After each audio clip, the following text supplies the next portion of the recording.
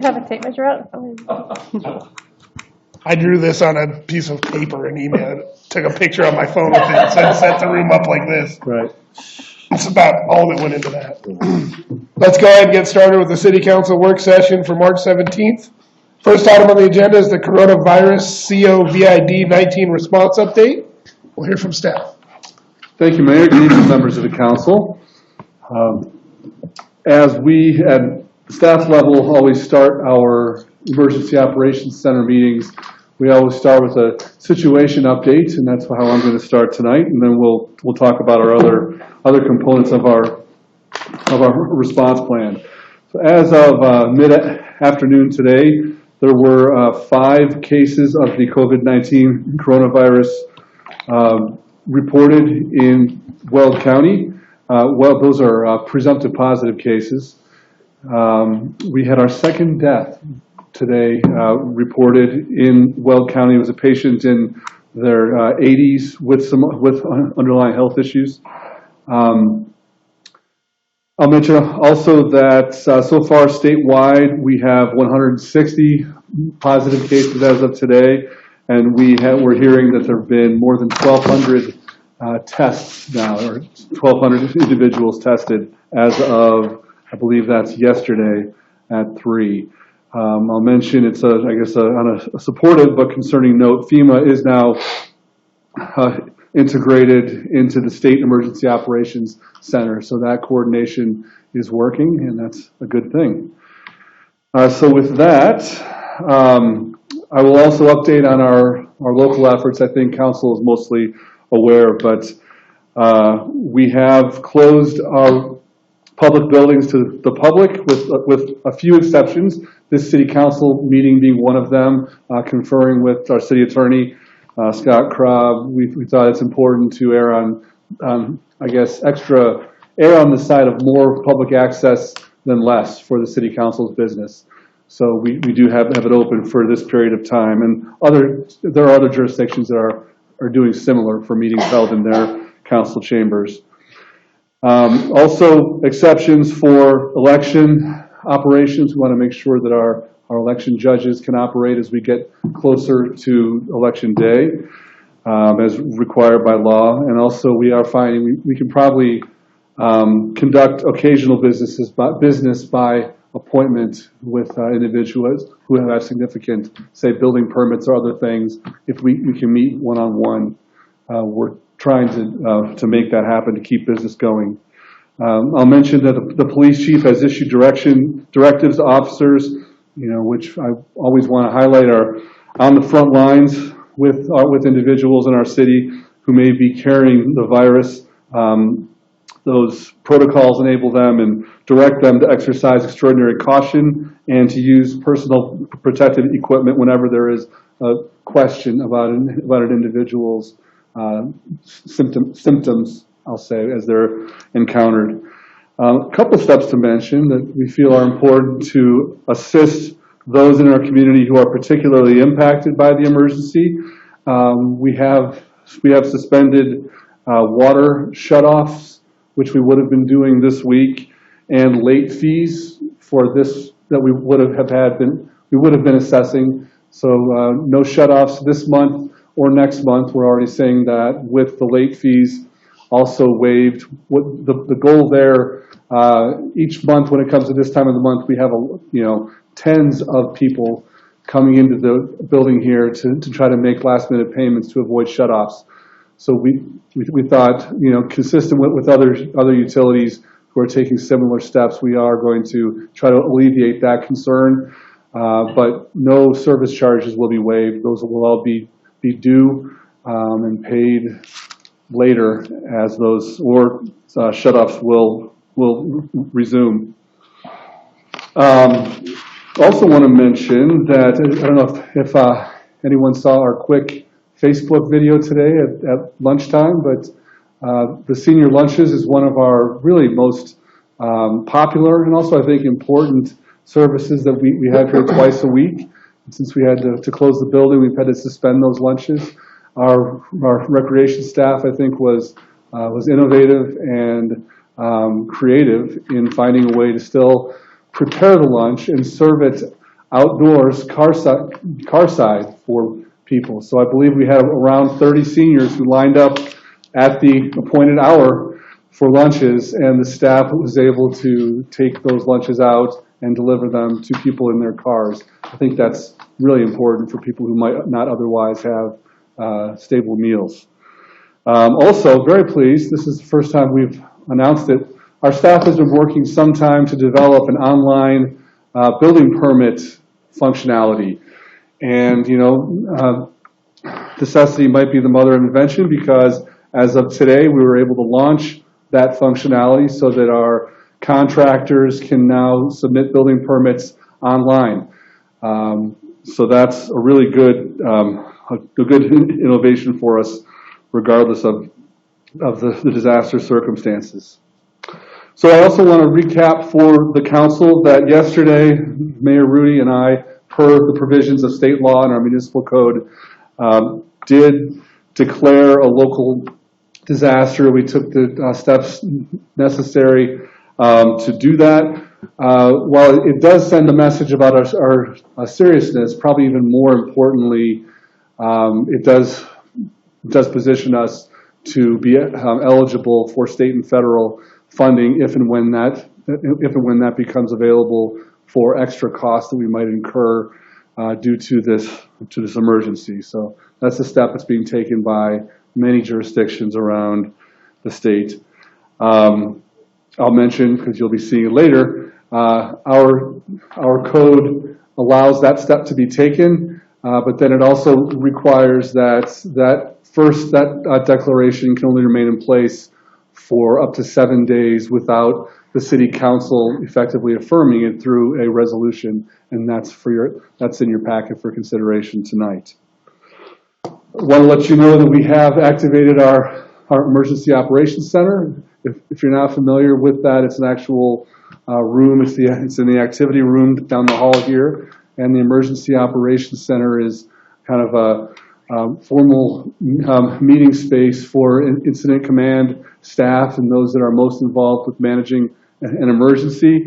The format of emergency operations center procedures allows for appropriate focus on the emergency with briefings with all of those staff who are very closely working on the emergency, and also decision making in that space. So it's a really important discipline that we have that is actually being led. I'll mention by our emergency management coordinator, Jason Wright, who's here tonight to help answer questions if you have them.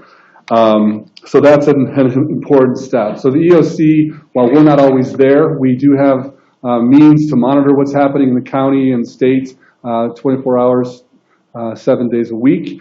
So we're doing that, and we are setting up our long-term probably routine for effectively using our EOC to manage the emergency.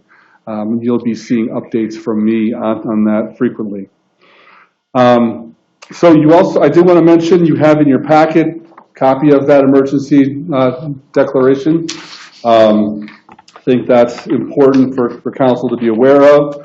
I also share just a document that's been guiding staff. It's our emergency operations, kind of our plan for pandemic, and we took our emergency operations plan, our EOP, and a couple of weeks ago started meeting as a staff group to just kind of sharpen that up and take those principles into an actual plan for how we're managing now. I think perhaps most interesting to the council and the community might be the operational response progression matrix on the second page, and it shows how council, we have kind of a tiered model for ramping up our response to the emergency. We have, for instance, kind of a general knowledge awareness at tier 1.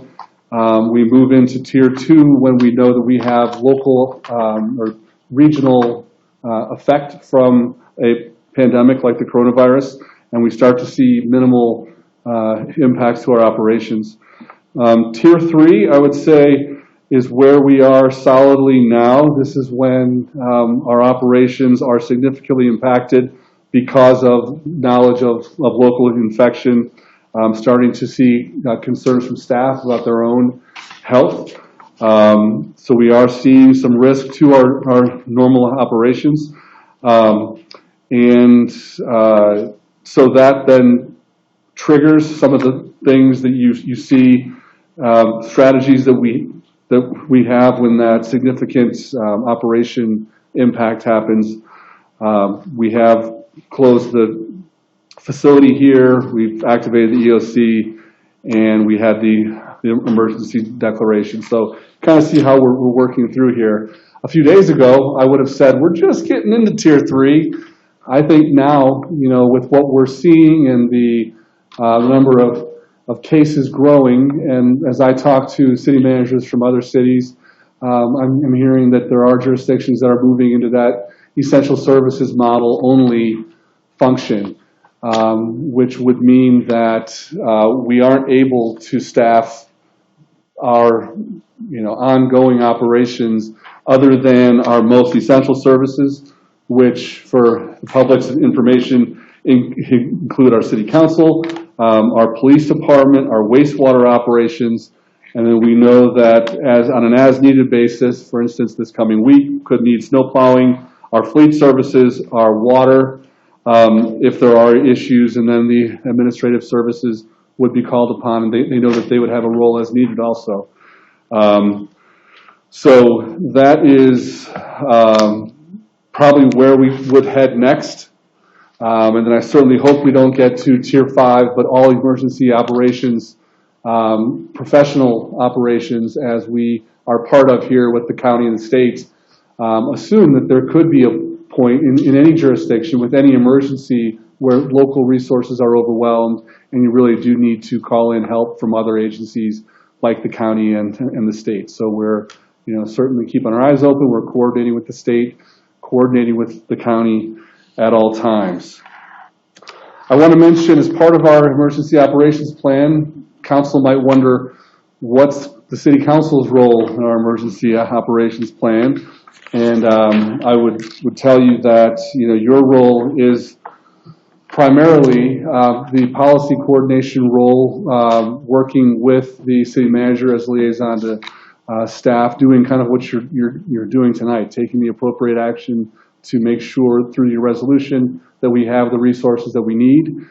City councils are often very helpful with liaison functions with other agencies, and just your attention to the emergency and your support for staff are the key roles for the city council. A couple more comments. Just want to let you know what's happening at the state level. At the staff level, as I mentioned, we have closed this building, closed our buildings to the public to try to keep the public from having to come here and have more contact. But the message to staff is that our operations are still fully functional, other than the ones that you've heard about, like the recreation center, senior lunches. Municipal court is another function that's been postponed. So employees are reporting to work as normal. In most cases, I'll get to some exceptions, but we are, pretty firmly adhering to some social distancing protocols. Staff is really sad that we're not having as many meetings as we usually do. We're trying not to have meetings. We're using tools like Microsoft Teams and other software that helps us to have those kinds of conversations, and telephones. And we're also just generally keeping distance from each other in hallways, and we're using lots of hand sanitizer and other wipes and things like that. We are encouraging at this point remote work and working from home where it's possible. I'd say last week we were at the point where we were accommodating where requests had been made. I think one of the progressions here is we're actually now looking for opportunities for staff who can kind of develop an agreement with their supervisor on what that work looks like, make sure that they're checking in every day and able to get work done at home. And then if that's not possible, and an employee feels like their health or the health of their family or childcare is an issue, we are, I'd say, relaxing our use of health leave, since this whole thing is kind of attributable to public health. We're usually pretty rigid about employees using health only for illness or personal health, family health issues, but we have, again, in the interest of enabling employees to really feel comfortable, confident in their own health and their families, allowing employees to use their health leave much more broadly now in order to get through this difficult time. We do have some employees who do not have leave, some part-timers and some employees who haven't been with us for very long, and we are addressing those with some emergency leave provisions that can hopefully help folks just get through this time. We think it's important for the long-term health of our organization. So I'll just say the hardest thing about managing the situation is the rapid increase in the positive cases and just the unknown duration that we're facing. We've taken actions this week that just a week ago I would have hoped would not be necessary. I've stressed to employees that we need to be flexible, cut each other some slack during this time. There's a lot of stress right now, and just accept that things are going to be difficult for a while. I'll say though, all these measures that I've outlined this evening may be obsolete within a few days or a week or two as these conditions evolve and we take advice from the Centers for Disease Control, the state, and the Weld County Public Health Department. I guess I'll just say that I'll close my remarks saying our operations center is activated. We are monitoring 24/7 with Jason's help and our key staff. We're coordinating with our agency partners and informing you about ongoing decisions about our city organization's health and our community's health. So again, I am joined by our police chief, Rick Brandt, and Jason, and we'll be glad to answer any questions or help you with any other information. Okay, thanks, Jim. Questions of staff? Oh, I just want to actually say I'm glad that you have all of these protocols in place. And I'm glad that you are protecting the welfare of not only the city employees but the residents as well. With the leave policy and everything like that, are you having? You said that most of the staff is here. Do you have how many staff would you say are remotely working out of the office? Is there quite a few, or is it just a few? Estimating, I would say it's stepped up over the last couple of days, and I would imagine, if you assume that our police officers cannot work from home, most of our operations folks are not working from home, and they're pretty much still here. Out of 50 others, there might be 15 or so far that are working from home, and again, we're trying to be intentional and require folks to have agreements and have some expectations almost on a daily basis. So I think those agreements are being worked out, and we'll probably see more remote work over the next few days. I guess my next part of my question is directed to the chief here. What is your department? What are you and your department doing to safeguard your officers and everything like that from exposure? I mean, I know you have to be out there patrolling the streets and dealing with calls. Is there any protocols that you have in place with your department to kind of help them? There are, Mayor Tim, we've instituted some practices and policies and protocols specifically related to potential COVID-19 exposure.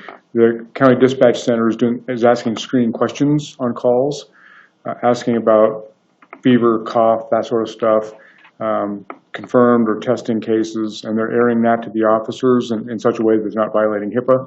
So in those calls, the officers are directed, if they get a call along those lines, they're directed to don an N95 mask. They've all been trained on fitting of those. They have protective goggles, they have gloves, and in extreme conditions, we also have outfitted every officer with Tyvek. So if they need to don a Tyvek suit, if they need to move a body, for example, So that's there. Officers are also being told that when they get to a house and announce they're there, to see if we can get people to come outside and talk to us rather than us going inside. If we have to arrest is now becoming more of a last option because also the jail is asking to be careful with that. If they do have to arrest, we have decon procedures for the patrol cars, and UC Health is also going to help us decon patrol cars where we have known coronavirus exposure to the car. So those are sort of the best practices I've seen nationally right now, and we've got enough supplies to maybe last us a month, and I know Jason and our risk manager are working on getting some resupply on some federal resources. Great, thanks. So my question is also for the chief. I understand that there's been some, we'll just say, disagreements at Walmart and certain aisles, and the Evans police have been there to help with that. Are you requiring officers as much as they can to be out on patrol on the streets and available? How is that affecting the police department other than with your staffing issue? I just want to be sure that if we do have problems outside of Walmart and Sam's, that we still have enough officers to be able to come and address those issues. Yes, I have sent a directive to all officers saying that I expect very high visibility patrols, especially during these times, because citizens need to know that we're out there and we're providing high levels of safety. So the expectation is officers are going to be highly visible. And for the known hotspots that we have, we're actually putting officers there, like when stores open in the morning, we have a high visibility. And if, in fact, I just spoke with the Sam's manager this afternoon and said, if you're feeling any kind of tension in the store, call us. We'll have officers walk through and just provide that extra layer. But the expectation is we're going to have very high visibility during this crisis to the extent that we have staffing for that. Yeah, and I think that's what we need, is especially knowing some other information too on items that are selling out rapidly and shutting systems down. I would certainly hate to have less visibility with our officers in this time. I think it's important for them to be out there, and I appreciate that. My other question or concern with this is, I know that the schools are shut down, and living next to a park, I found it very just very interesting that the parents are still allowing their children to go over to the playgrounds. And I know going for a walk around on the trails is one thing. It's usually one or two people, and probably people that have already come in contact with each other. But when we have 100 kids playing on the playground and then going out into their homes and everything, I just don't know how we can get the message across to the community that they need to keep their kids off these playgrounds. They're kind of dirty. And then they're spreading things. And so I don't know if we have any plans or not to at least, it just shut down the playground portion. I know it's kind of hard to patrol, but I know we have some signs that say this trail is closed down for right now, but I don't know if we have any warning signs. I would hate for someone to come back to us and say that the city didn't do any due diligence on warning people that they could contact this at the playground. We have not talked about closing the playgrounds. That might be a different department's responsibility unless we can put it under the emergency declaration. But if we're starting to see that, I think the city probably will be positioned to take some sort of action. Yeah, and that was probably more for Jim, but. Yes, we're using intelligence and what we're kind of seeing out there. The police department is very helpful in understanding kind of what's happening out there. I know that our code enforcement staff they're both fully engaged. I appreciate hearing about the park near your residence, and we'll make sure that we're out there as well. And we can take those steps to at least alert folks and have some more public information about the risks associated with parks. And I know children in this disease are not being adversely affected. It's more seniors, but then the kids go and they mingle, and then they go home, and maybe grandma's there, or they go to the grocery store and they're endangering the next person. So I just know that we are in an unprecedented and difficult time right now, and I do want to kind of be an advocate for helping our president with the message of let's calm things down as much as we can and not create hysteria. But on the flip side, when you see that and we're sitting 6 foot away and then you see 100 kids, having a good time at the playground, it is a little worrisome. So thank you for at least looking into that. Other questions or comments? Well, before the meeting, I spoke with the chief and mentioned that on Monday around noon, there's approximately 30 older kids up there playing basketball up at Village Park. And so after I got done with my luncheon engagement and was dropped off, I jumped in my car and I went over to Riverside, and I saw just two people walking around over there, a grandmother and a little boy. And I didn't really see any crowd over there, but Yeah, well, I live there, Brent. yeah, I know. So, and I'm out there, I'm out farming all day, so I see this. So that's the only reason why I'm reporting it. I know that. I realize that, but you're Well, you just closer to the downplayed it. situation. You can say his comment. And I know that, but that was the situation on Monday over there. So I'm just telling you what I saw, and letting you know I did go over and check on it after seeing that large crowd up at Village Park. So.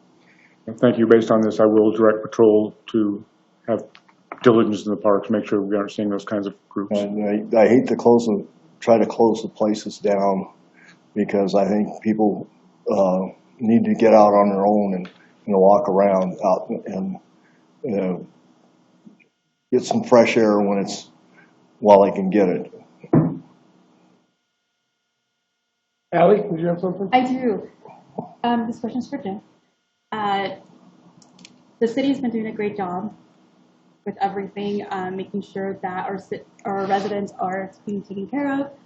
But, and this is, you may have already thought of this, but have we done any outreach to our small businesses just to see if they have a different option, like if they're having like a drive up, come pick up, or if they're doing takeout? If somehow we can also on social media indicate those different types of ways that they're trying to keep afloat during this time, would be great. Just because they're going to be definitely heavily impacted, and we want to make sure that we're also taking the steps with them to assist them during this time.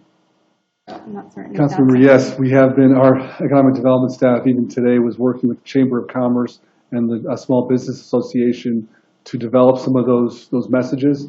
The restaurant limitations are fairly new on our landscape, so we're wanting to take the cues. I know there was some clarifying information today from the Weld County Department of Public Health, which I think helps a little bit. So I know today was kind of a day of trying to figure out what the direction and limits were, but we will be putting out more of those kinds of informational pieces along with our Chamber of Commerce. So that would be great. Just even information just to help them, like, hey, this business is doing this during this time frame, just to assist them, and also let our residents know that, hey, these businesses are open during these hours. This is like the steps that they're taking to, assist with any food or takeout, for the community.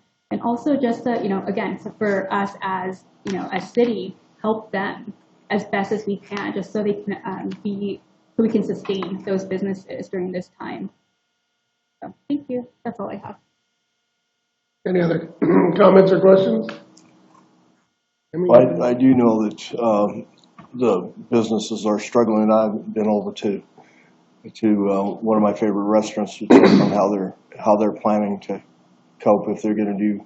I know they do a fair amount of business with takeout already, so I'm assuming that they're going to stay open. But I went elsewhere for lunch today, and I'll visit them tomorrow in the city and see what their plans are. So.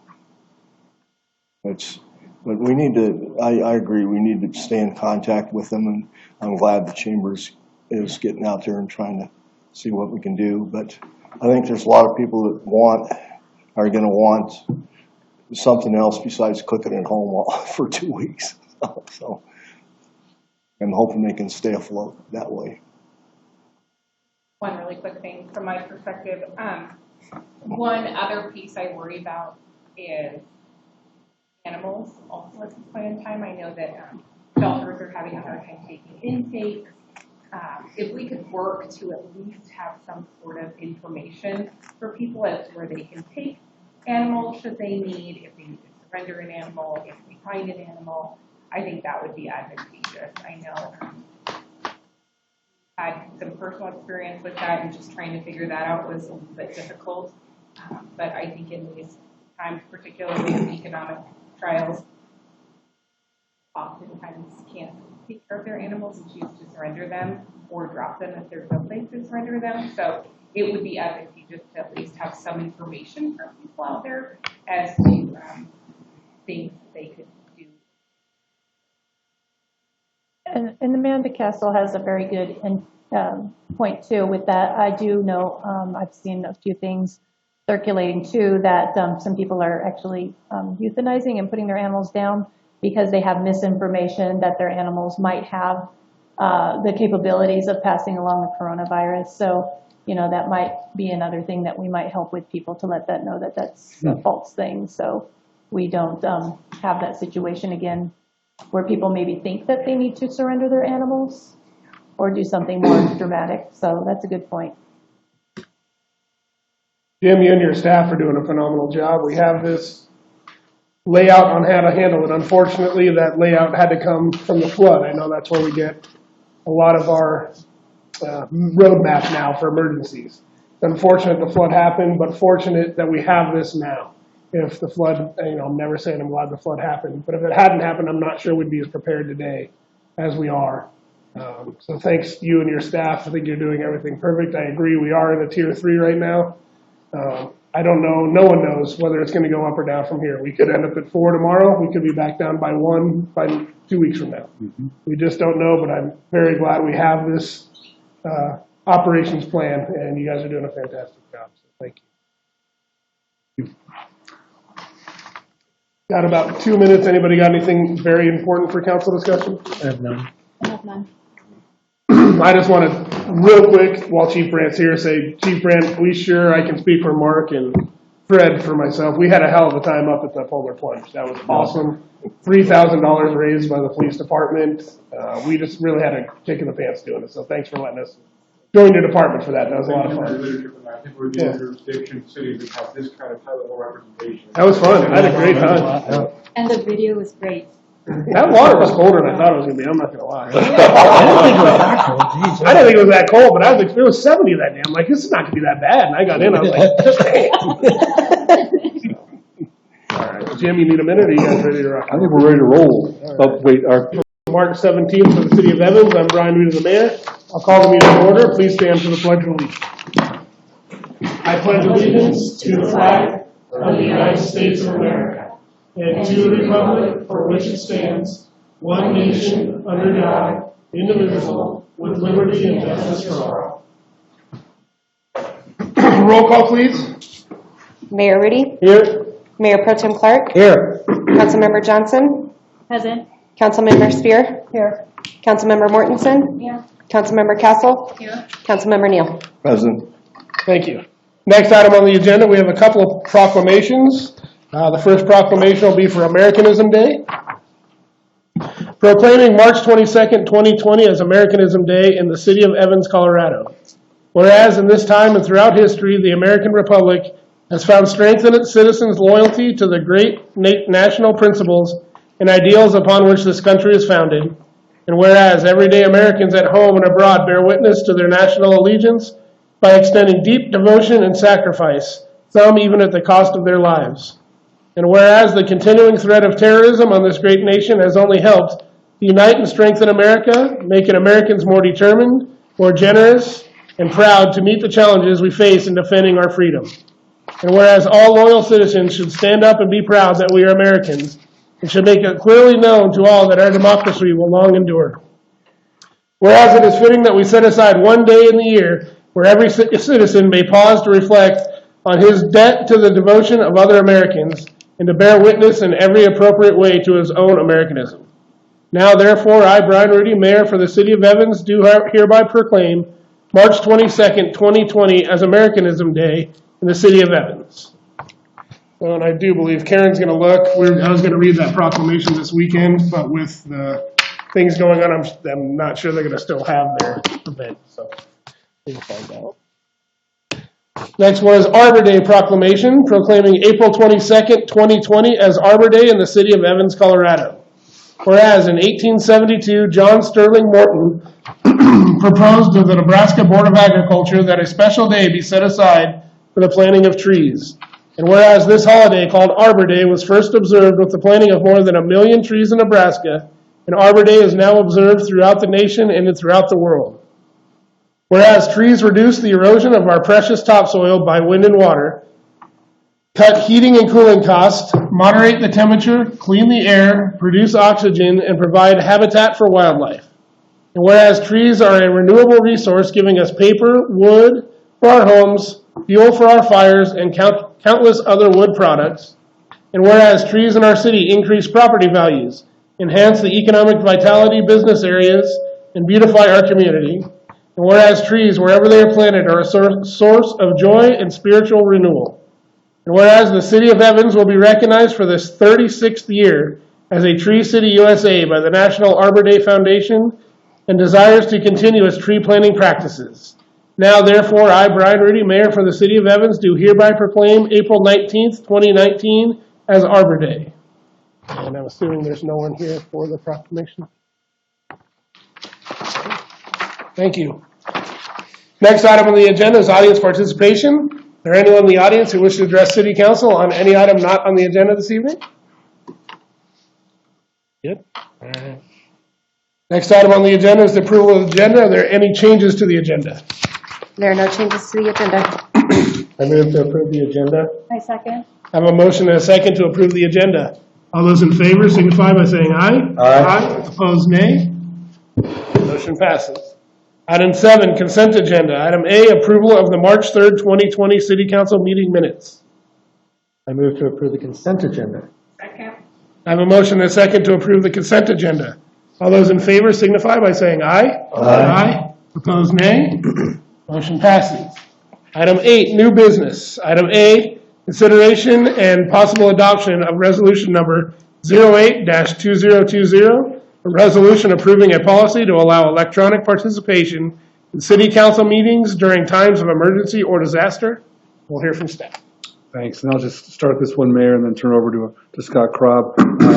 In line with your work session this evening about the COVID-19 emergency, lots of cities across the state have been talking to each other and learning about how we might be able to mobilize remote meetings for governing body meetings.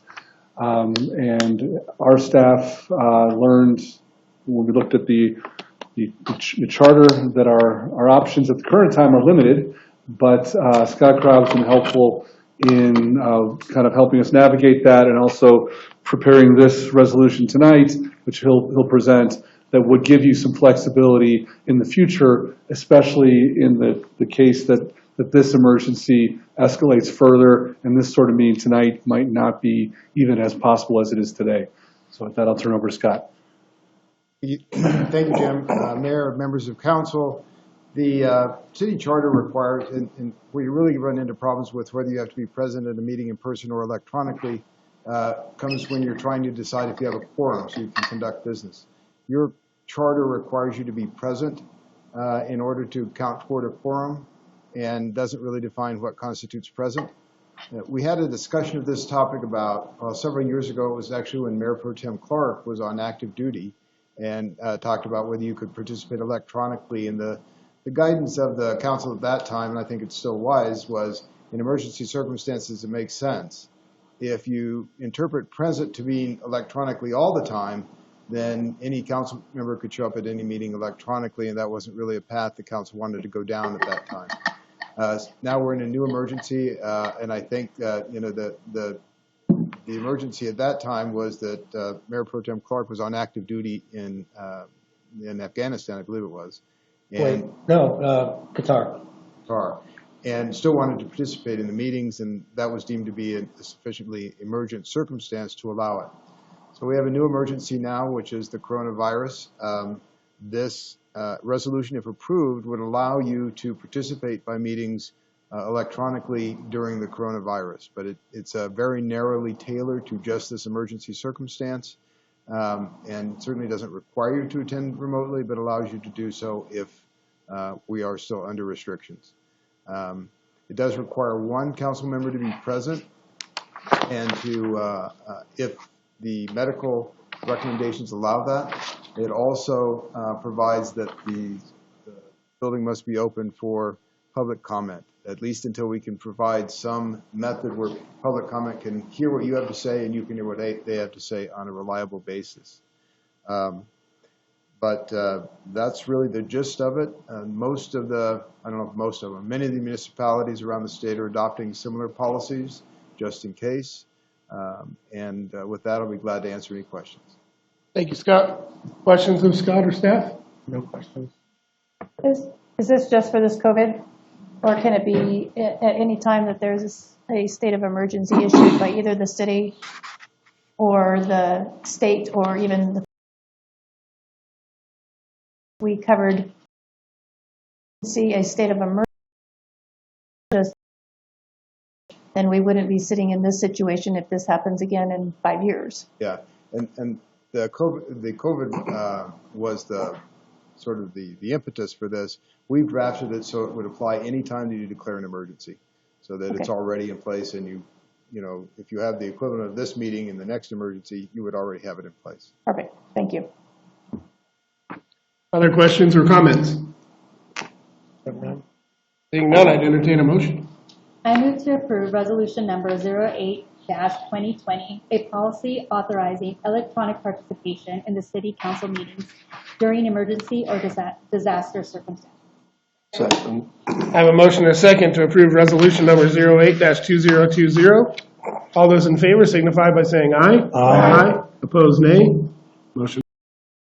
B, consideration of resolution number 09-2020, a resolution declaring a disaster emergency due to coronavirus COVID-19. Turn it back to you, staff. Thank you, Mayor. For the record, I will just talk through the reasons for the emergency so that it is on the record, as we'll be asking council to approve a resolution declaring a disaster emergency tonight. The city and our county and our state and our nation are facing the COVID-19 infectious disease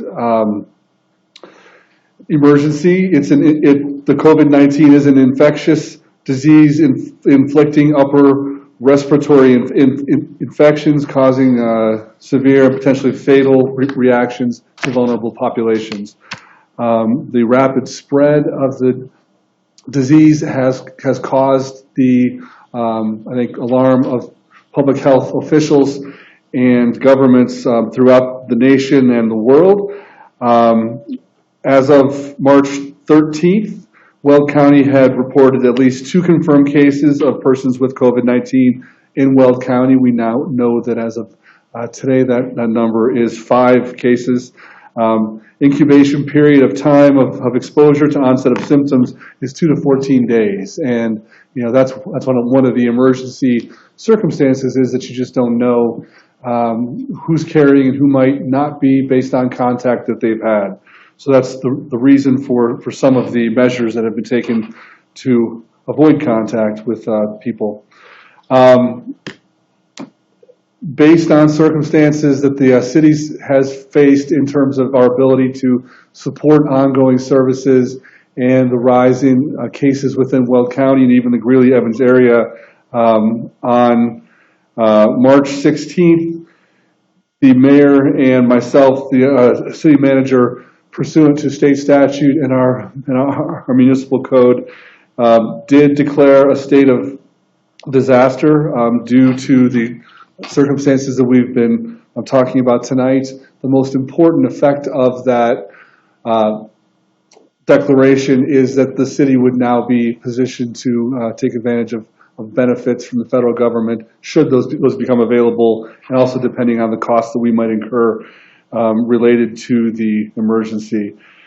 So our code also requires that that's within 7 days of that initial disaster, the city council must approve a resolution also declaring the disaster for the state of disaster, how many times can I say that word, to continue. With that, that's the resolution that we have before you tonight, and that concludes my remarks, Mayor. Thank you, Jim. Questions of staff or comments? This is pretty straightforward, as spoke about in the work session, so I think it's the right thing to do, and I'm in favor of it. I'm in favor of that. Any other comments or questions? Hearing none, I'd entertain a motion. I move to approve resolution number 09-2020, a resolution declaring disaster emergency due to coronavirus COVID-19. I second. I have a motion and a second to approve resolution number 09-2020. All those in favor signify by saying aye. Aye. Opposed, nay. Motion passes. Item D, consideration of resolution number 07-2020 in support of a division, question of a resolution number 06-2020 supporting ballot question 2A. We'll hear from staff. Thank you, Mayor. So on a different topic tonight, emergency circumstances notwithstanding, the city is still engaged in its municipal election, and the city does have a question on that ballot. It's measure 2A regarding the 1 penny tax for streets in Evans that we're all familiar with. Throughout the process of educating the public about the needs for our streets, staff has strived to be objective and informational about the condition of our streets, as opposed to advocating for voting for the tax, which would not be staff's role. At a work session on January 7th, when the council was considering the language for the ballot measure, and I think we were all feeling like we wanted to be as positive as we could, the city attorney cautioned us appropriately about doing that in the ballot language or the resolution, placing the measure on the ballot, but encouraged that if council would like, the council could adopt a resolution of support for the ballot measure that laid out the reasons that the council felt that the ballot measure was important for Evans. So at that time, we talked about this being the appropriate meeting for that resolution, as our ballots are going out in the mail yesterday and today, so that we might be able to share this resolution outlining the reasons the council would support the ballot measure with the media, and also be able to use these reasons in our communications about why the city council is supporting that ballot measure. So just, I won't certainly read through it, but if you read through resolution 06-2020, you'll see pretty much the reasons that the city has been talking and the city council has been talking for several years now about the importance of streets. I won't read through those, but staff presents this for council's consideration, and we believe that it can help us tell the story over the next couple of weeks as the election concludes. And that concludes our remarks, Mayor. Thank you, Jim. Questions or comments of staff? No question or comment, staff, but I am in full support of Measure 2A. I think it's going to benefit our city greatly if it gets passed, and I encourage our citizens to look at the impact it will have on the city and go out and vote for it. I think one thing that I would like to reiterate is the cost savings this will actually provide to our residents. It's noted in the measure itself, but really being able to fund those costs now only saves our residents money in the future, and it helps us to be able to really put those costs where they're being used. So those that are driving on our roads or those that are paying the cost versus having property tax or bonded debt or something that would really be towards our residents. I think this offers cost savings to our residents, and I really want them to realize how impactful that savings would be to them. So that's all I want to say. I'm in favor. I'd just like to mention that I know we were supposed to have an open house on Monday night, and obviously with things going on in the world, we could not do that. But anybody that's watching this, I know we're streaming this live right now, and you're also able to go back and watch it a few days from now. If you do have any questions about that, please reach out to the council person in your ward or myself as the mayor. We'd be happy to answer any questions on it. The city really needs this. Like Councilwoman Castle just said, things are just going to get more and more expensive the farther we let them deteriorate. So Greeley has this tax. We're just kind of following their suit, and it would be the best thing for our city right now. So if you have any questions, please reach out to us. I'd like to say that council has reached out to the staff that if this does pass, that we will ask staff for a minimum of at least annually a report that's placed in the water bill on how this money was collected and how it was spent on the roads. And I'd really like to see it quarterly, but that might not be practical. So, and I believe staff has given affirmation that, and the council has full support in doing something like that. Thanks. I just want to address the audience that might be watching online too. I know that we're going through some tough times. This is an unfortunate event that we did not foresee.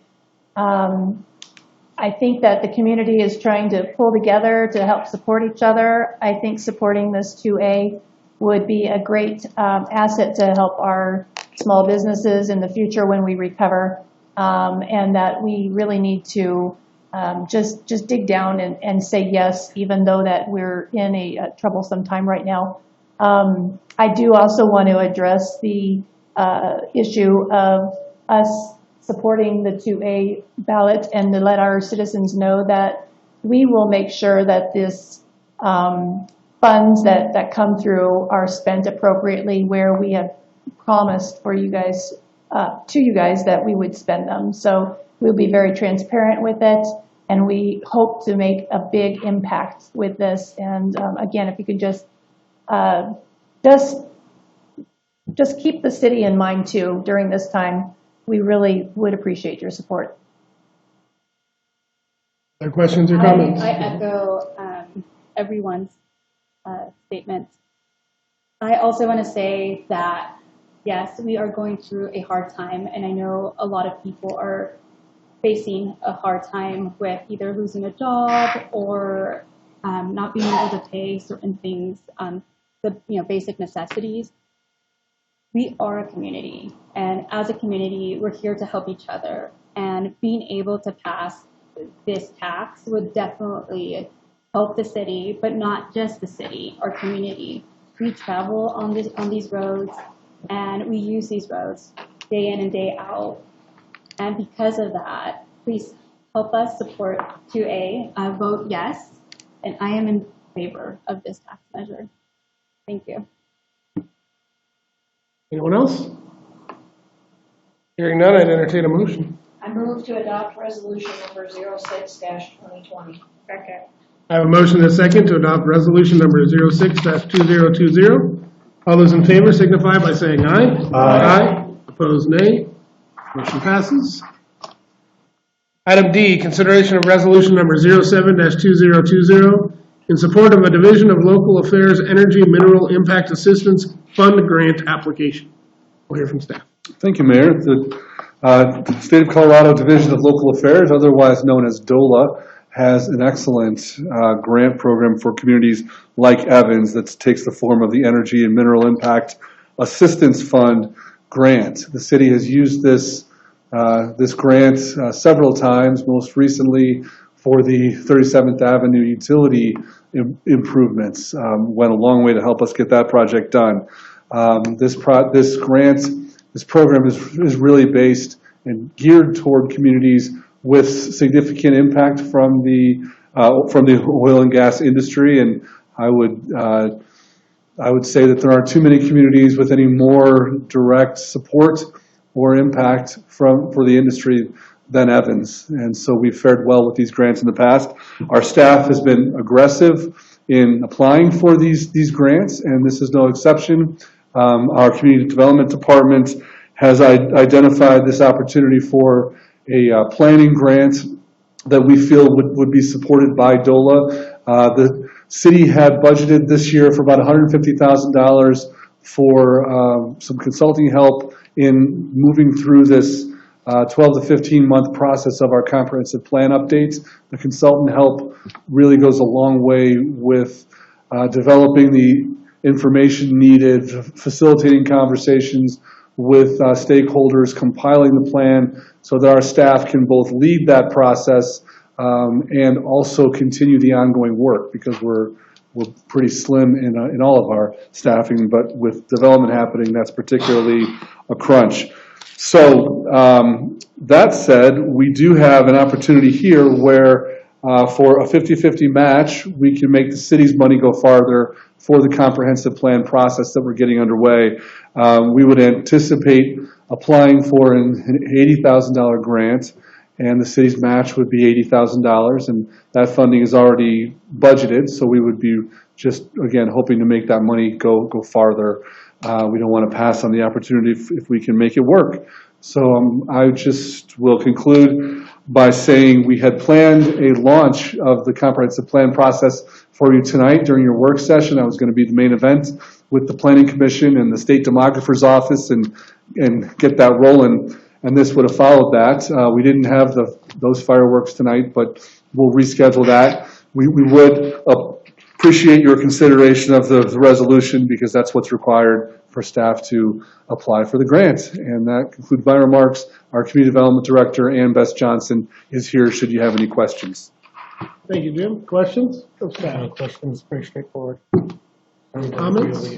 I just want to say I really miss out on having the Planning Commission joint meeting, and I hope that we do get to have that meeting when this is all cleared up and we can.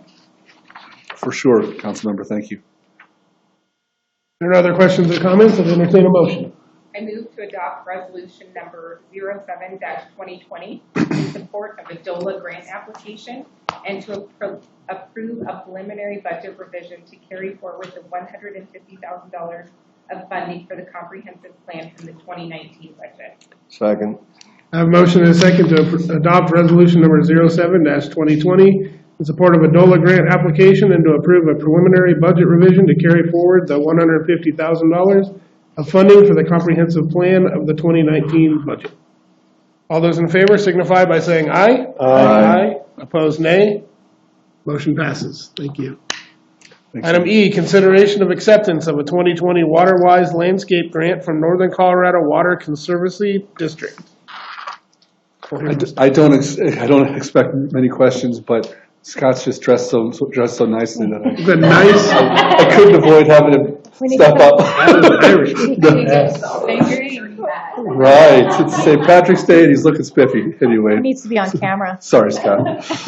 This is a great grant. I don't often editorialize like that, but I do have to give our staff some credit. This is a grant from the Northern Colorado Water Conservancy District that I believe we presented to council when we applied for the grant. This grant is for a WaterWise landscape project that will fund 50% of the accepted project that will demonstrate water efficient Colorado climate friendly landscapes that can also serve as water education sites for the public. Our city put forward a project application that would re-landscape the corner of this is the southwest corner of 11th Avenue and Highway 34 at our Evans Cemetery. It's been in need of some sprucing up. Council did fund an extra couple maintenance spots in this year's budget that we had committed to being able to do more of this kind of work. So now that we have that, we believe that it's an appropriate time to invest in that corner and really bring it back to life. And we think it'd be great to do it with WaterWise landscaping and spend only half the money with this grant. So tonight we are just asking you to accept the grant. That's also one of the required steps. It's a grant in the amount of $12,100 that will help us to really make that corner look nice and demonstrate water responsibility. With that, Operations and Parks Manager Scott Sandridge is available for questions, and that's all I have, Mayor. Thank you, Jim. Questions of staff? Well, since Scott's here, I'm going to ask him, are you going to be out there personally overseeing this, out putting rocks and everything in that suit? Absolutely. I just want to make a quick comment. You know, I don't know if other municipalities get as many grants as we seem to get, but whoever's doing the grant writing for the city is doing a fantastic job, because there's lots of grants that we get, and it's just fabulous to see that. So I think that the city, it's essential in this city with our low budget that we have. I just think that it's great that our staff continues to search for grants. I don't think we could do half the things that we do without these grants. So if they can keep it up, we really see a difference when we have grants. Thank you. Good point. Any other comments, questions? Well, I have a great love for grant writers because Evans might as well get the money as some other place, and they certainly haven't taken full advantage of that in the past. And this staff has been outstanding, I think, in being able to seek and find grants, starting with the flood event. I think it started there and it's continued and it's increased. I think it's great. Fred, anyone else? Hearing none, I'd entertain a motion. I move to accept a 2020 WaterWise landscape grant from Northern Colorado Water Conservancy District. I second. A motion and a second to accept the Northern Colorado Collaborative Water Efficient Landscape Grant and authorize the mayor's signature on the grant agreement. All those in favor signify by saying aye. Aye. Aye. Opposed, nay. Motion passes. Thank you. You do look sharp. You do. Thanks, Scott. Good work. Item 9, report, city manager. Mayor, the COVID-19 emergency has been our primary focus for the week. I don't have any other reports. Good. Thank you, Jim. City attorney. Yeah, just briefly, it's also been the focus of our efforts this week, but there are a couple of notes of caution that go along with the emergency status.